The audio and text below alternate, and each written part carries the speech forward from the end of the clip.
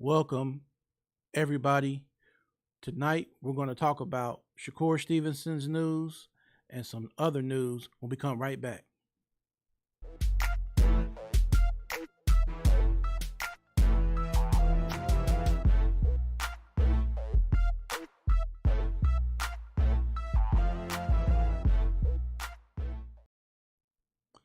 Welcome to another episode of Ring Walk Boxing Podcast. I am Bean, and I just want to say it's a beautiful day here in Cincinnati, Ohio. I want to say it was like 80 degrees, so I was able to take a nice little stroll and listen to the birds sing and, do some cardio outside, just enjoying nature, and hopefully you're doing the same and you're part of this world. Just enjoying nature and enjoying every day, as my dad would say, that his grandfather told him, my great granddad, they always say, live every day to its fullness. Shout outs, Cuzzo. Good Friday to you as well. Good Friday to everyone worldwide.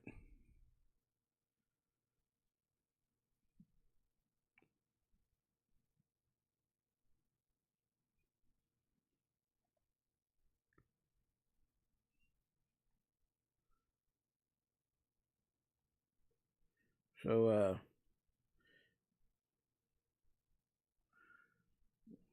we're gonna jump into this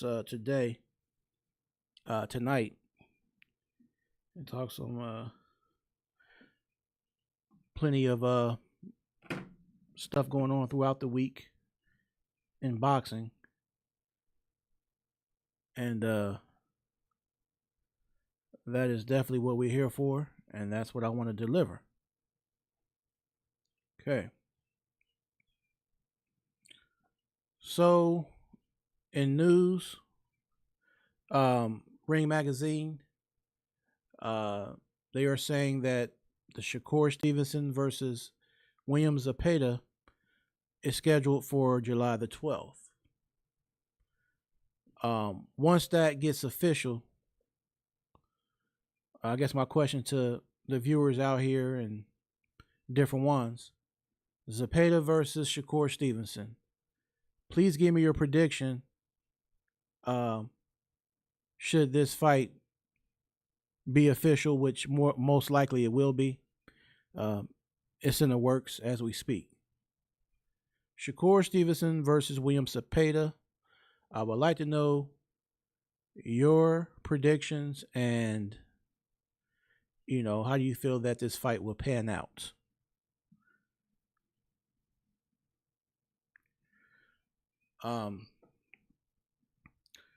Also, a top-ranked young prospect, Abdullah Mason, he has been in heavy rotation in the boxing world, hailing out of Cleveland, Ohio. So salute to the state of Ohio, right here, the Buckeye State. Abdullah Mason is set to fight Jeremiah Nakatali on June 7th. Also, speaking of Abdullah Mason, it was something mentioned pertaining to Floyd Schofield Jr. For a fight, an upcoming fight in the future with Abdullah Mason. Now on 78 Sports and on Mill City Boxing, there were interviews with the dad of Floyd Schofield. So on 78 Sports, there was a interview with Floyd Schofield Sr. on 78 Sports. On Mill City, there was an interview with Floyd Sr. and Floyd Jr. Also, like I said, make sure you hit that thumbs up button. Also, share. Make sure you share this link, y'all. Everybody that's on here in the chat, please share this on FB, Facebook. Share. So you had Mill City doing an interview with Floyd Schofield Sr. And the way it sounds is that it was a situation where you saw that video circulating with Floyd Schofield Sr. And he's talking about $2.5 million that they would definitely take the fight with Abdullah Mason for $2.5 million. Now, when he sat there and had an interview with Mill City, he pretty much went a little deeper and he was trying to explain himself. And I'm paraphrasing, y'all, so I'm not going to say exactly what the man said word for word, but he was pretty much saying that he put out the $2.5 million because he felt like any boxer, you're putting yourself in harm's way because you're in a dangerous sport. So why not get the most amount of money you can? He said $2.5 million because the $1.1 million was mentioned, but it wasn't official. He was saying if you went to McDonald's or certain places as a consumer, you don't tell the people at McDonald's what their prices should be for a Big Mac. So that's the analogy he used. I thought that was kind of crazy that Floyd Schofield used that analogy. But basically he's saying that the 1.1 was mentioned, but it wasn't official.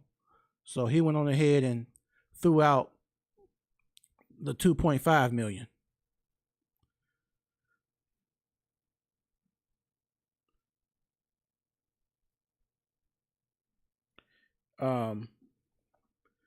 So let me know what y'all think about that.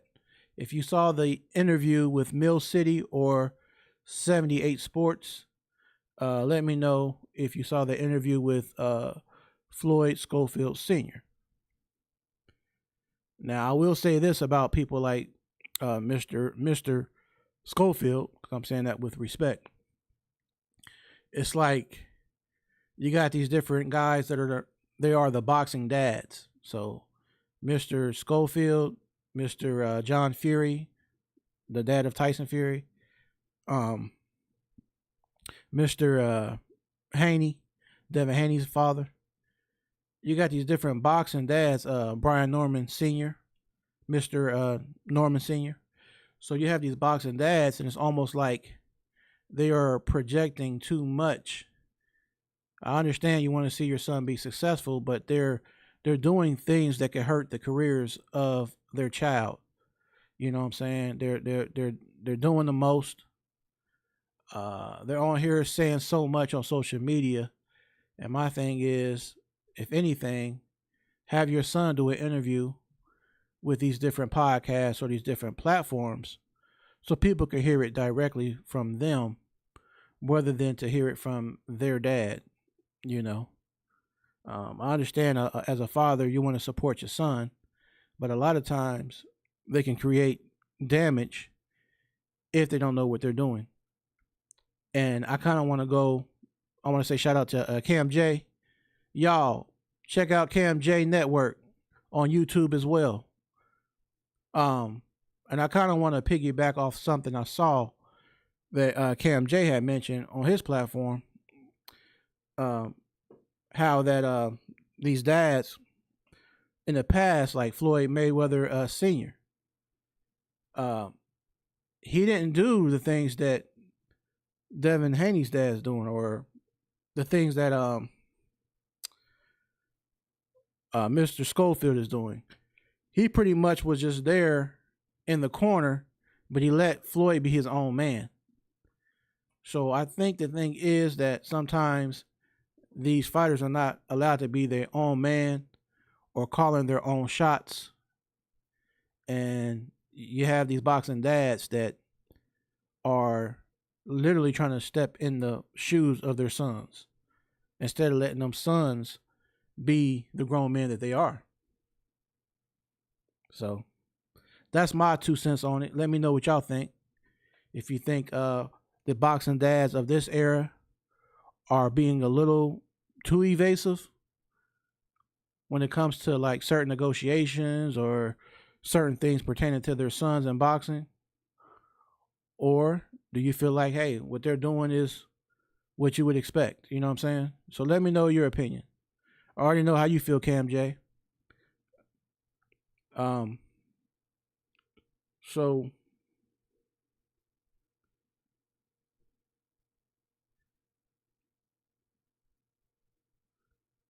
um, also, the IBF had ordered Frank Sanchez versus Philip Herkovic for the Dubois title. Um, and I'm not opposed to that match at all.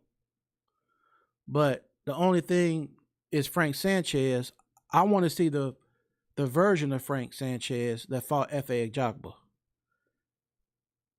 That that version of Frank Sanchez was at his peak. He was very accurate. He was very swift with his feet. He was moving around the ring IQ on point. F.A. Jogba couldn't land those punches because, F.A. Jogba is a knockout puncher, but he couldn't land flush on the Cuban Flash. But when I saw Frank Sanchez versus Caballero, he looked altogether different. He looked like a whole different fighter. Maybe it was ring rust. It looked like he had picked up weight, so he wasn't at his proper fighting weight, and he just didn't look like the same Frank Sanchez that fought F.A. Jogba.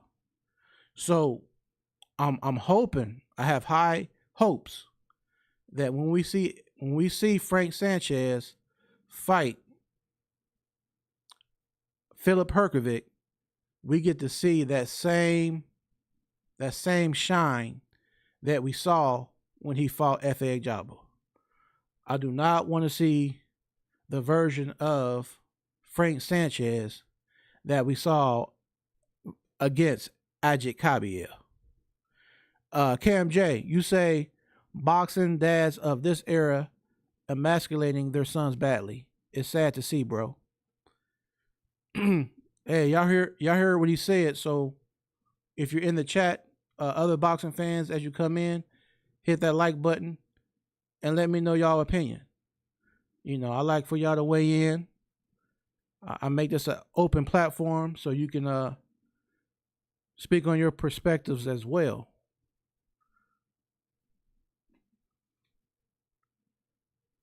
All right, y'all. So top rank news. KEYSHAWN Davis versus Edwin De Los Santos is on the horizon. So what would be your prediction with KEYSHAWN Davis versus De Los Santos? Let me know in the chat.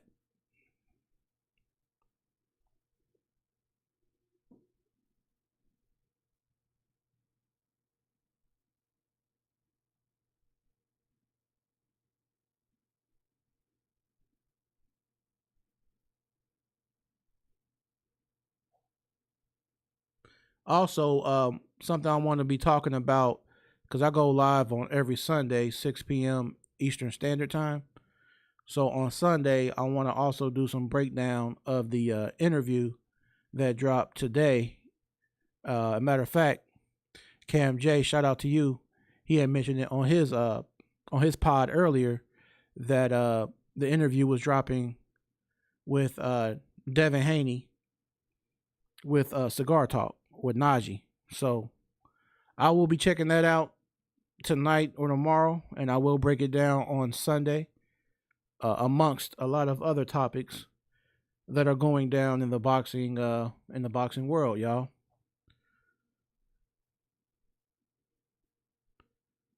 We're gonna talk about things on Sunday like Tank Davis versus Lamont Roach rematch. I'm going to take Tank on the rematch. I think this time he's going to stop Lamont Roach Jr. I think we're going to see a whole different Tank Davis.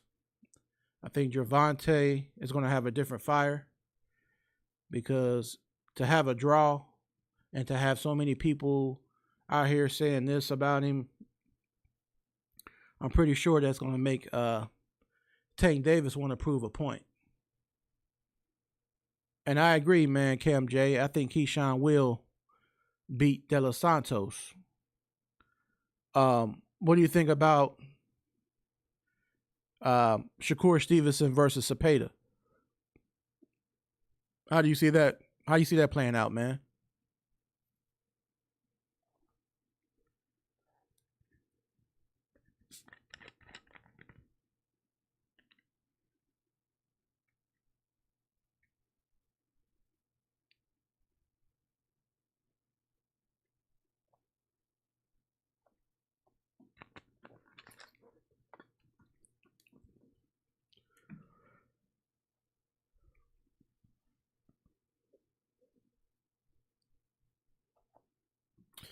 And another thing, since I'm talking about Devin Haney, Devin the Dream Haney,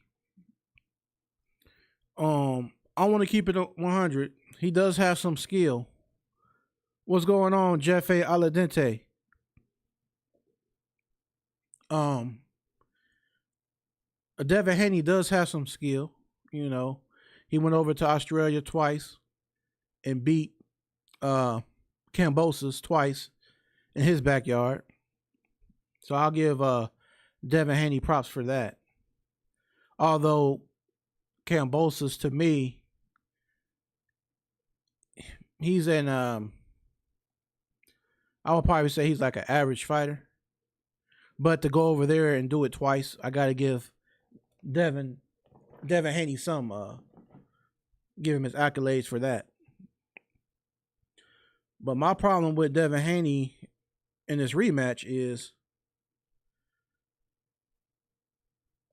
let's put aside the PED accusations and the Osterine or whatever.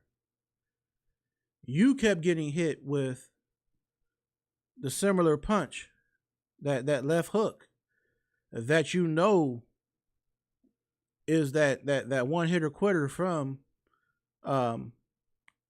King Rye, from Ryan Garcia. So the question is, with you and your team and your trainers, to Devin Haney, much respect to everybody that steps in that ring. So what I'm trying to say is, what are you going to do to negate that left hook? What are you going to do differently in the rematch? A lot of boxers be having habits. They have bad habits sometimes. And those bad habits at times get exploited. And that's what we saw in that fight, in that first fight. So in this rematch, he has to make an adjustment. If he can't make that adjustment, it's going to be the same result, maybe even worse. Because now Ryan Garcia knows he can hurt Devin Haney. But then I also want to say this. Ryan Garcia can punch. So I don't want to just make it seem like this man can't hit, because we saw how he did a couple of his opponents, and the when he came back, got off the canvas against I believe it was Campbell that dropped Garcia and he got up and won the fight. So he can really punch, and I think we're going to see that when he fights Rolly Romero. We're going to see that, hey, this guy Ryan Garcia can't hit. You know what I'm saying? So in regards to that fight, I feel like Ryan Garcia is going to stop Rolly. What's up, Scoob? What's going on, Cuzzo? And what's going on, Mike Ware? Thanks for stopping through. Make sure y'all hit that thumbs up button, please. And make sure you share this on FB or share this on your IG, whichever one you're on. If you're on both, share it both, IG and FB. So what do you think, Mike Ware? What do you think about Zepeda versus Shakur Stevenson? Scoob, same question. What do you feel about Zepeda versus Shakur Stevenson? Who wins and how? Hey, what's going on, Smacky the Frog? What's going on, my guy? Shout outs to Smacky, y'all. What do you think, Smacky, about the Zepeda versus Shakur Stevenson? Michael Ware, his issue is his chin. We saw this with Linares or Diaz fight, if I'm correct. Yeah, he got buzzed by Linares for sure. But one thing I can say I saw in the Garcia fight, even though he lost, he kept getting back up to his feet, man. Even though he was getting dropped, his recovery was pretty good. You know what I'm saying? Devin Haney was hurt, but he would get right back up. So I got to give him, kudos for getting up every time he went down. He showed a lot of heart, a lot of will. So I could definitely see it going the distance with his upcoming opponent, Ramirez.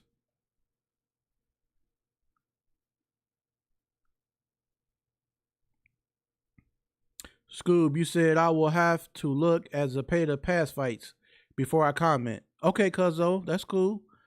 Cause I'll be back on here on Sunday. So if you get a chance this weekend, check out some Zepeda fights or highlights and compare it to the style of Shakur Stevenson. And let me know what you think on Sunday.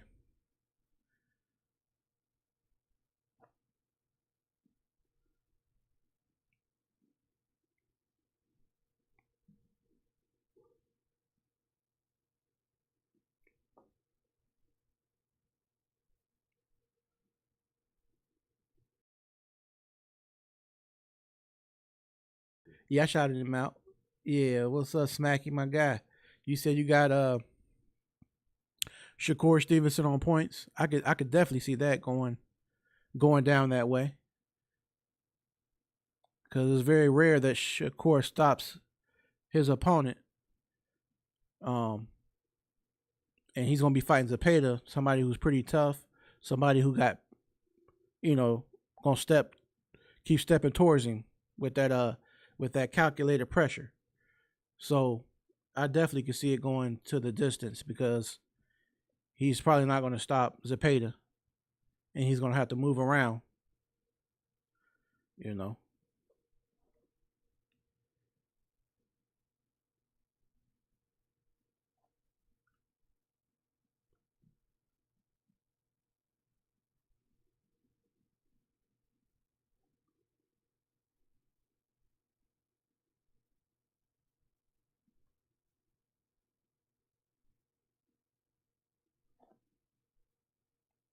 Also, another fight going down tomorrow across the pond over in UK. Leanne Cameron versus Ben Whitaker, the rematch. If you saw that first fight, Ben Whitaker is his typical self. He's that guy that some people love to hate because he's a showboat. I say he's trying to fill the shoes of Prince Nassim from back in the day, who used to showboat in that ring. But in that last fight, him and Leanne both kind of went over the ropes, and Whitaker ended up with some type of injury. So he's back and he's healthy. He just had a fight not too long ago. Ben Whitaker did, and he will be fighting tomorrow in his rematch. So what do you think about Ben Whitaker versus Leanne Cameron? The rematch. What is your prediction? How does it play out, Michael? Where? How does it play out? Uh, uh, uh Jeffy Aladente, and how does it play out? Cam J Network. What do y'all think about Ben Whitaker? Is he gonna hold it down tomorrow? Let me know what y'all think.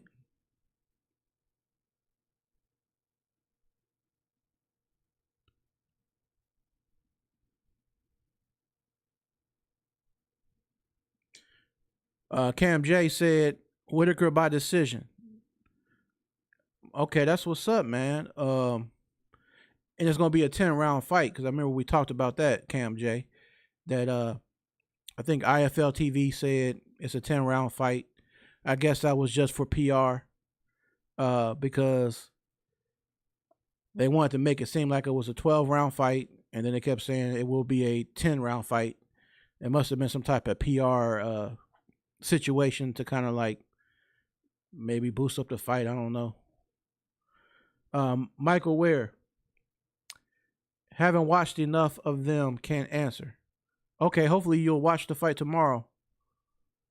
And then after you watch the fight tomorrow, run back the first fight. Smacky, you said Whitaker needs to do better. Less showboating. He is not there yet where he can waste time showboating. Yeah, man.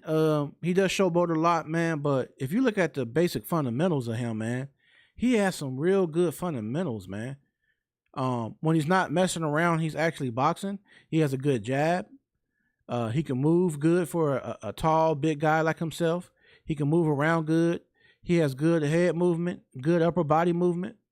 You know what I'm saying? He has some pros. Of course, he has some cons, but he has a lot of good pros. You know what I mean? In his ability when he's in that ring, man. He has some intangibles that if he taps into, he can go far in his career. Jeff A. Al dente, you said Whitaker plays with his food too much. I'm surprised he hasn't ended up with a draw so far or a loss. Yeah, man, he does. He plays around in that ring a whole lot. So we're gonna see tomorrow if he's gonna showboat again, or is he gonna just be the straightforward Ben Whitaker? I don't know what version we're gonna get, but we will definitely see tomorrow when it goes down. I agree, Smacky. Showboating. You said showboating can literally cost you fights. Absolutely, man. Absolutely. A prime example, that kind of made me salty, man, because I was rooting for AB, Adrian Broner. He had fought Sean Porter out of Cleveland. So you had the Cincinnati guy versus the Cleveland guy. So shout outs to Ohio, y'all.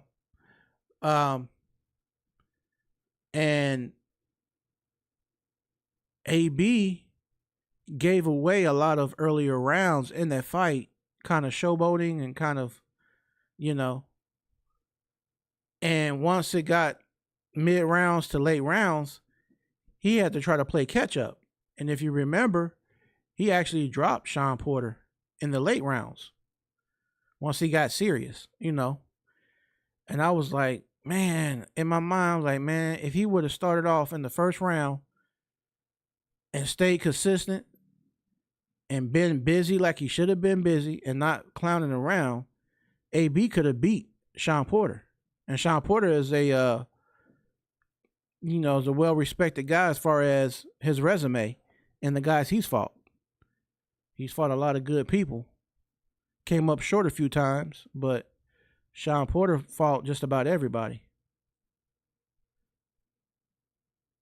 Smacky, you said if Ugas had done less showboating and thrown more punches, he'd win. He'd have a win over Showtime Sean Porter.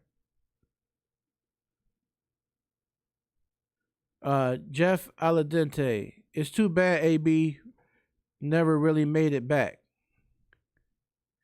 Yeah, man, it is, man. It's too bad, man. But it is what it is. Smacky, you said AB is a prime example of it too. Yeah, man. Yep, yep. I really hate to see a person's career go out like that, man. But this boxing thing ain't no joke. Like they said, you don't play boxing, so you got to really be focused and serious. And the same way you have that hunger to start and want to get into boxing, you have to have that same type of hunger when you're still in your mid career or towards the third quarter or whatever of your career. You have to keep that same energy. Michael Ware, AB should have stayed at 135 to 140. Yeah, man, that McDonough fight was very, very dangerous, and for him to step up and weight like that, man, that was taking on too much, man.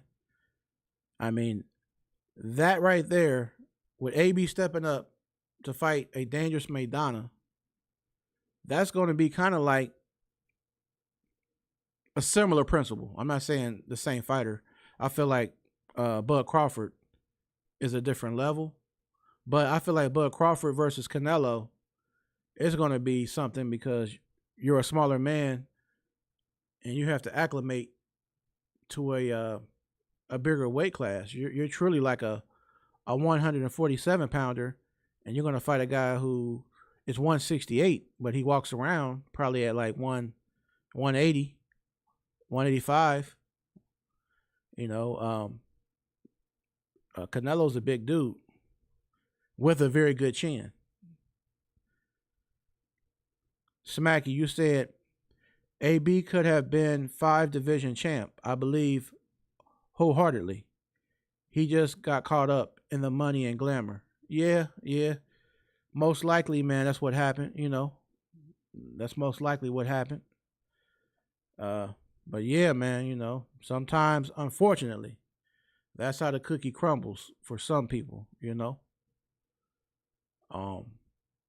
So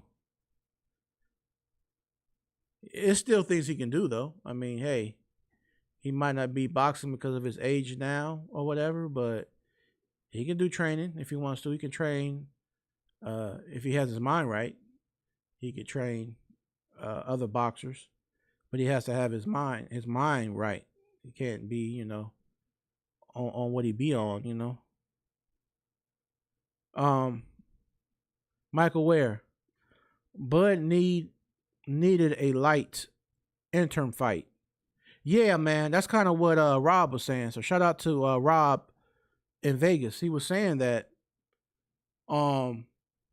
he would like to see Bud fight somebody at maybe like 160 before fighting Canelo at 168. Maybe fight somebody to see how he does before jumping all the way up. Because, man, Canelo he's very dangerous. He's very dangerous. And he's dangerous. The thing about Canelo, it's not like he's dangerous from round 1 to round 4 or round 1 to round 5. Canelo is dangerous if it's a 10-round fight or a 12-round fight. He's dangerous from the beginning bell to the ending bell. Canelo is no joke, and he really turns up in the later rounds.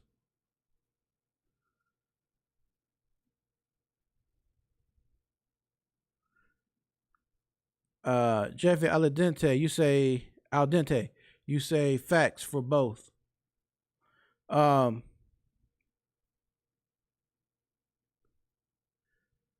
You said be 5 divisions, beat Laura. Michael Ware. And Smacky, you said you gotta dip your toes in the water before you can jump in. That's a great analogy, and that's the facts right there, man. That's facts right there. You definitely got to.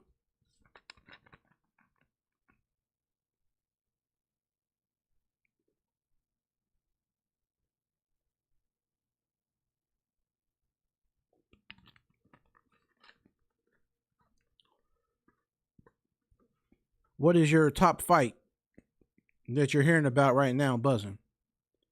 Shakur Stevenson, Zapata, Bud versus Canelo, um, De Los Santos versus Keyshawn Davis, Tank Davis versus Roach Jr. rematch. What is y'all like top fight out of the fights up and coming? Michael Ware, you said Mint beat Lara in June match. Perfect warm up. Yeah, man, for sure. For sure.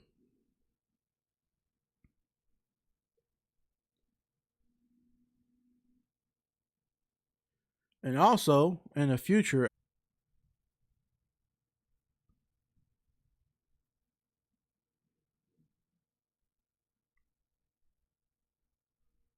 all right. Sorry about that, y'all. Internet was acting up. You know how internet is; it can have a mind of its own, and you don't have any control of it over it, unfortunately. Um, so the reason you couldn't hear me, Mike Ware, was my internet. My bad, but I'm back. Scoob, you said facts. Michael Ware, you said I want Schofield versus Abdullah, but not for 2.5. Oh yeah, yeah. It's going to be for the one. I think for the 1.1 or 1.2 million. They're going to work that out. I'm pretty sure they'll negotiate that at 1.2. So it's going to work out because Floyd Schofield Jr. told his dad he would fight for 1.1. So it should go down. Smacky, you said not so much a top fight for me, but a whole card. The one on that Friday will be all the Young Bucks. Uh, Jeff Aldente, Schofield Mason should be fire. Oh yeah, for sure. When that goes down, that's gonna be real nice, bro. Real nice. Uh, Speaking of Schofield Mason, Jeff Aldente, what is your prediction? Smacky, you said Mason versus Schofield isn't happening. If it doesn't happen, man, I'm gonna say it's because of Schofield. I'm not gonna place blame on Mason because Abdullah seems that he'll fight anybody, and unfortunately, Schofield having the situation they had with Shakur Stevenson, it kind of rubbed people the wrong way. Um, Not to say that it wasn't some truth, maybe to why they needed to pull out, but it's just a bad look. If this fight doesn't happen, then it's gonna look very bad on their behalf. Nah, it wasn't you, man. It was my internet, bro. Did I tune into Boxing Grand Prix? um, Smacky, you said I thought it was buffering on my end. Nope, nope. So if it does that, it's probably my internet, unfortunately. Nah, Surf One, my dude JC can confirm it's our internet because it's not just here. It's people that have the same internet throughout our city complain about the same thing. We don't have ghetto equipment for sure. So nice trying to troll me, but that's not the case, man.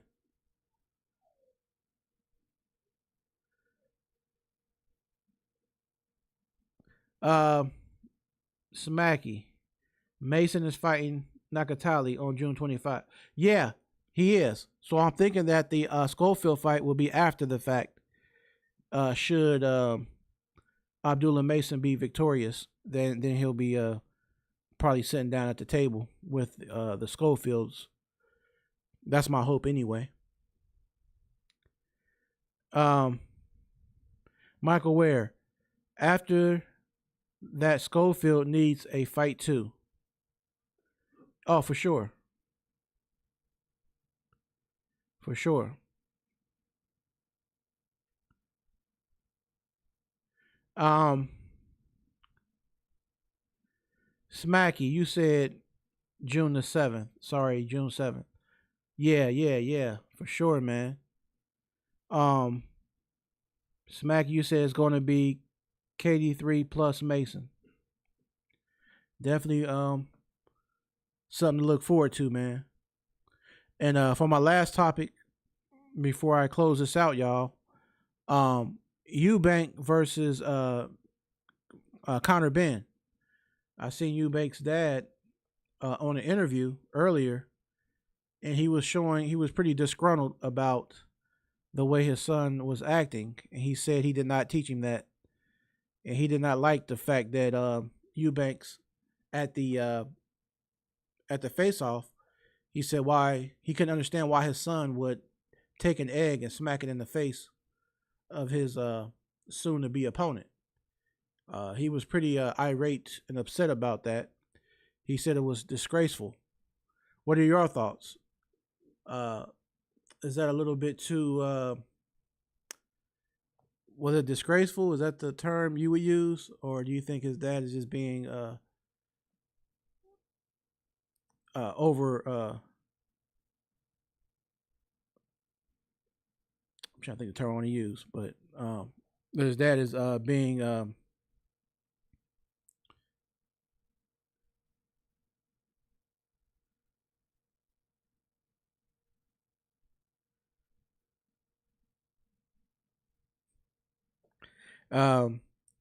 So let me see, Smacky. You said,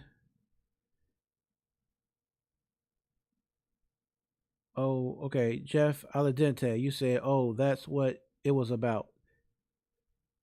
If you're talking about Mr. Eubanks, yeah, it was about the egg incident where he smashed the egg in the face of Connor Ben. Smacky said, "Man, that was cold. What what hex what said to his son? I get it though. This generation is not on par with their fathers." Yeah, man, their dads, Nigel Ben and Chris Eubanks, they were different, man. They were cut from a different cloth. In that era, man, where they would just, man, they would have a knockout drag out. Um, Jeff Aldente, you say, I think he feels it tarnishes his image. Think about his legacy. Yeah, that's what I think it is too. He looks at it like his son is a representation of himself. So for him to do something like that, he's kind of frowning upon it. Um, so I mean, I get it. I get it. I get it, y'all. So I want to say, y'all, thanks for stopping through and showing y'all support. I will definitely be back on a Sunday, 6 p.m. Eastern Standard Time. And we're going to really rock on Sunday. We're going to do a longer podcast. This one is about just under an hour. But on Sunday, I have a lot more topics to cover. I just wanted to do something light tonight. And I appreciate all of you for showing your support. Also, keep in mind, in the description area, I have we have the clothing line, an online store. If you're interested in merch, the hats, the hoodies, the shirts, things like that, you definitely can order what you want. And if you look up on the screen, you'll see. If you look up on the screen, you're going to see right here the link. It talks about the link that's in the bio.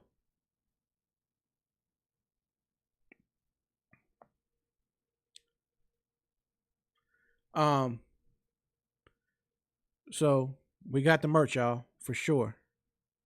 Jeff Aladente, can't wait. Thanks for streaming, Gene. Thanks, you guys. Thanks, Dion. Oh yeah, it's all good.